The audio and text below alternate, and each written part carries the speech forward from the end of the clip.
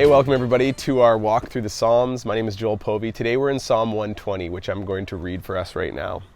I call on the Lord in my distress, and he answers me.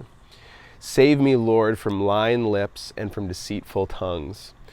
What will he do to you, and what more besides, you deceitful tongue? He will punish you with a warrior's sharp arrows and burning coals of the broom bush. Woe to me that I dwell in Meshech, that I live among the tents of Kedar.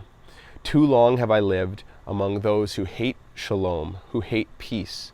I am for peace, but when I speak, they are for war.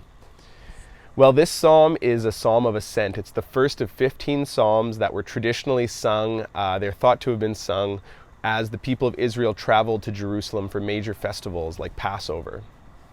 And these psalms this is the first of the psalm, and it's expressing the discontent. And I think there is such thing as like a godly discontent with the world around you. It's kind of said about this psalm that it's a true pilgrim psalm. The fact that we are pilgrims and we are sojourners, or we are visitors in this place that is full of darkness, that is full of sin. So this is talking mostly about people who had deceit, people who are spreading rumors about the psalmist or about maybe Israel, and just feeling weary of the world as you go again to meet with God's people.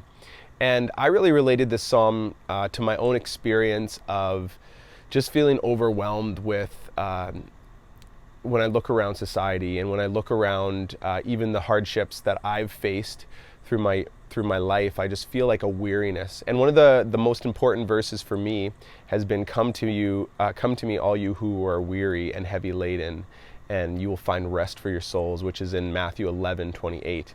And that's Jesus really inviting us to come. And there's just this sense that we get weary in this life, and that's a normal thing. And it says in this psalm, the very first verse is, I turn to you in my distress, my weariness of being surrounded by evil. And we know that we're not innocent. It's not like everything's else evil and we're pure, but just a longing for God, for connection with God and connection with others again.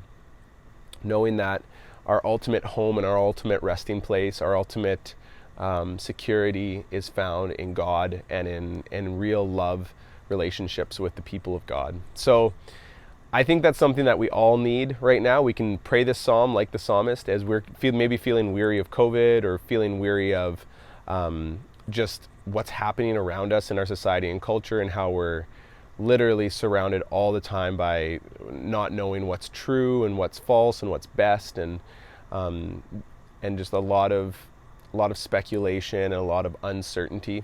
I think this psalmist is just saying, let's go together to God. Let's, like, in the midst of that, let's express that to God. Let's go together to God, and let's come together as the people of God. And I think even though we can't all come together at Ebenezer and feel that sense of God, or that sense of maybe what the psalmist was longing for too, in all being together at like a temple or a meeting place, I really think that Jesus' message was beyond the temple, and that we are the temple now, that we are the church, that we can come together in smaller groups of relationship, and really where two or three are gathered in the name of Jesus, where there's prayer, where there's service, where there's love, that's where we can find our comfort in the midst of being pilgrims in this world that is broken. So that's kind of how this psalm ministered to me. I hope it ministers to you as you think about your own pilgrimage and weariness as you travel through life's journey. And I hope it blesses you, and God bless as you enjoy your day today.